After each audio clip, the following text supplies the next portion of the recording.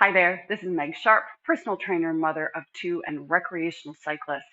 Like many of you, I can't wait to get out on my bike. I'm going to head down towards the water and ride, ride, ride. But also, like many of you, I haven't been doing a ton of riding outside. So I do know that as I get outside, the rides are maybe going to be a little bit longer. I'm going to have to hold that static position for fairly long periods of time, which can be uncomfortable. I'd rather it not be. And I want my performance to feel comfortable and strong. I do like to generate loads of power once in a while. And I don't want to feel weak. I want to have a great time out there.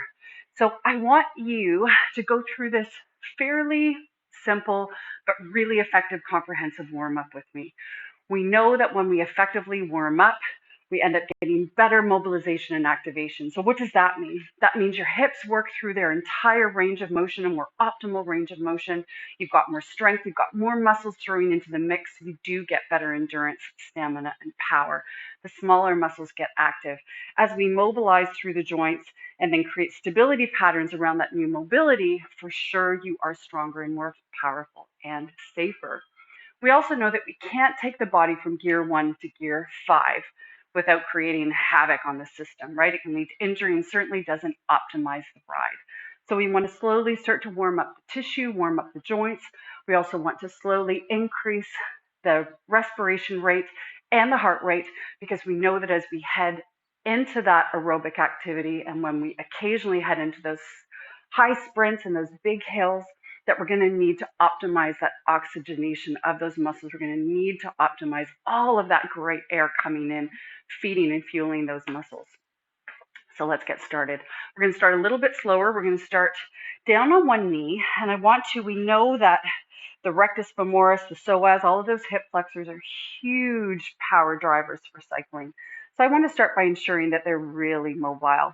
But I also want to activate some of the muscles around the area through the hips, for example, through the glutes and the abs, so that the rectus femoris, the hip flexors, are freed up to do what they need to do, which is generate power. So we don't want also the hip flexors hanging onto the pelvis for dear life. I want my glutes and my abs to create that anchor so that my thigh muscles can do what they're meant to do, pistons of power, right? Make sense? So here we go. So we're going to start with both a mobility and stability pattern. I'm going to flex through the glutes and the abs to drive that pelvis up and under. I feel a good stretch through the front of that thigh and up into the inner thigh. Going to take a nice deep breath. I'm going to side bend a little bit over, keeping the hips nice and stable. And then as I exhale, I'm going to stretch and reach over top of that knee and then come back. So I'm extending, reach and range of motion through the shoulder. Nice deep breath in. Stabilize through the hips, using the glutes and the abs, and come over that knee. Reach. I'm trying to go just a little bit further every time. Now, you could do this 3 times. You could do this 5, 7, 9, 12. There's no perfect number. I want it to be realistic for you, right? So if it feels great to do 10 on each side and you've got the time to do that, terrific. If you're in a rush, I would rather you do 2 or 3 on each side than skip it all together. All right, so same thing on the other side. I was starting to feel really nice on that side, like things were opening up, waking up, and I'm getting out of that seated position that I've been in all morning.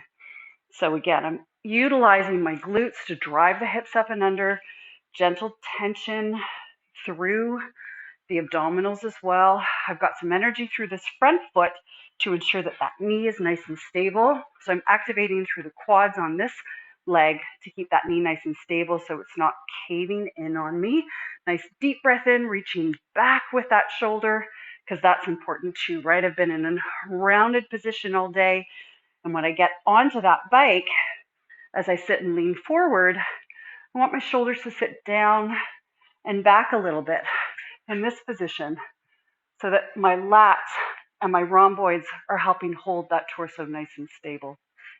From there, I'm going to move into a little bit of ankle mobilization. So really great for us to have more active dorsiflexion through the ankle. I'm also going to get a little bit more movement through my hip flexors here. Going to take a nice deep breath in, and then keeping that heel down and my toes nice and big on the mat, I'm going to lean forward, really lean into that shin and hold. for 5 seconds, back off. Nice deep breath in and come again and hold for 5. Heel down, drive forward. 3, 2, 1. This is a fairly aggressive movement. And again, push that heel down, drive forward. 3, 2, 1. I'm going to do that 2 more times, trying to go just a little bit further if I can every time. And as I said, I'm getting a little bit of a stretch through that back leg, but really the emphasis, all of your energy and attention is on driving that heel down and driving into that shin. Whew, great. Feels good to stop. Let's try on this side again. So nice deep breath in, big toes on the ground, spread those toes out, heel down and lean into it. 3, 2, 1. Take a nice deep breath in. And again, drive forward, heel down, big toes. 3, 2, 1. And I'm going to go 3 more times. Hold, push into it. 3, 2, 1. Hello, rocket. And again, 2 more. Heel down, big toes. And we'll go 1 more time. 3, 2, and 1. Terrific. Okay, now let's sit down on our sit bones and just work a little bit on some active internal rotation of the knee. So I'm just thinking about driving those knees in, shoulders stay down and back, nice and tall. Then after about 10 of these, so 5 on each side, I'm going to drop to one side. I'm going to rotate so you can see me a little bit better. So this can be called a figure 4 position or a 90-90 position. I'm going to square my shoulders, take a nice deep breath in, and bring my torso down over my knee. Now, the more flexible you are, the more you may end up being a little more over the shin. Chest forward, feel a stretch through that piriformis and through the glutes. Yeah, we want to try and open up, mobilize through that glute muscle. They tend to be sometimes very tight and weak. Good, and so we're just going to do 1 more pass here, and then we'll flip and do the same thing on the other side. So definitely wanting to open up those hips so that those glutes can activate. Again, that glute does help with that full hip extension, and for sure it also helps with that stability. So again, if you're a little less mobile, you may be doing this over your knee. And then of course, as you start to open up, you may find that you can walk the hands and start to get where the chest is a little more over the shin. And again, looking for a stretch nice and deep into that piriformis, into those glute muscles as well. Yeah, here we go. And exhale. Take a nice deep breath in, and 1 more time. Okay, so now we're going to start to pick up the pace a little more. Now it starts to feel a little bit more like a workout.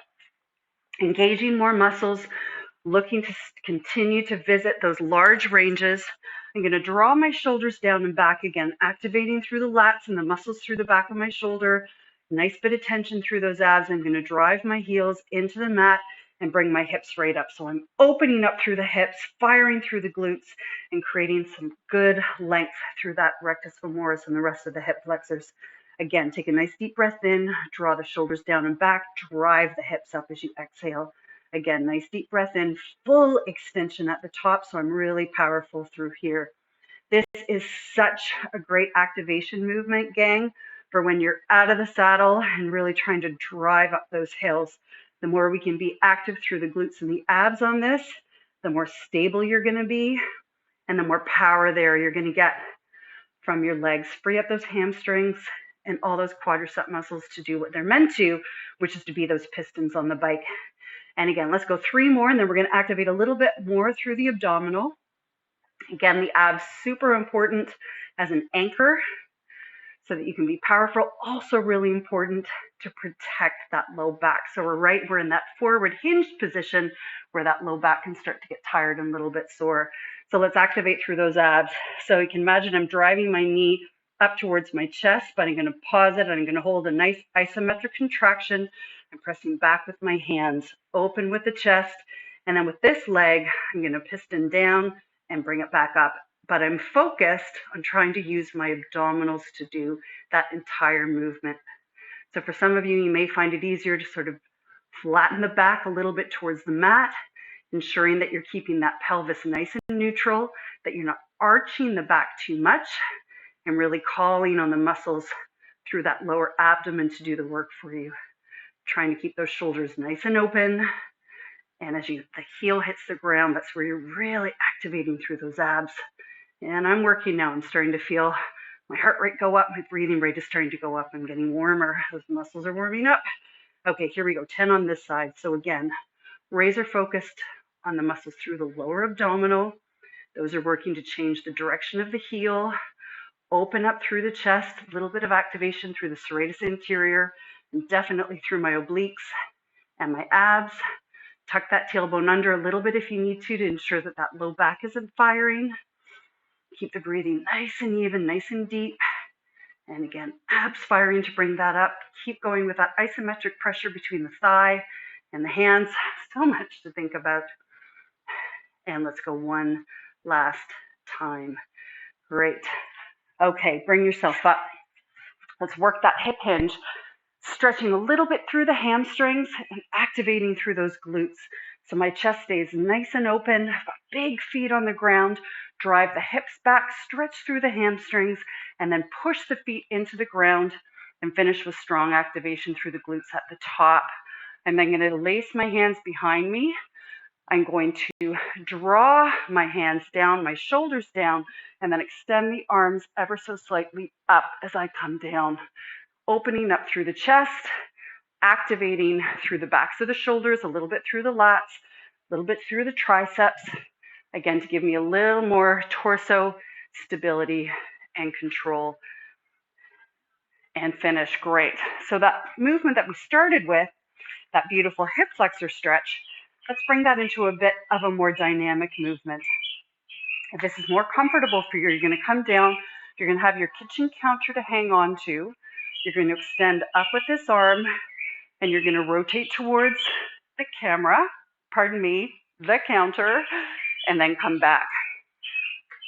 Pardon me, other way. So I'm actually going to rotate over this leg.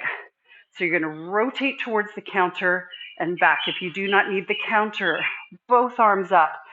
Nice deep breath in.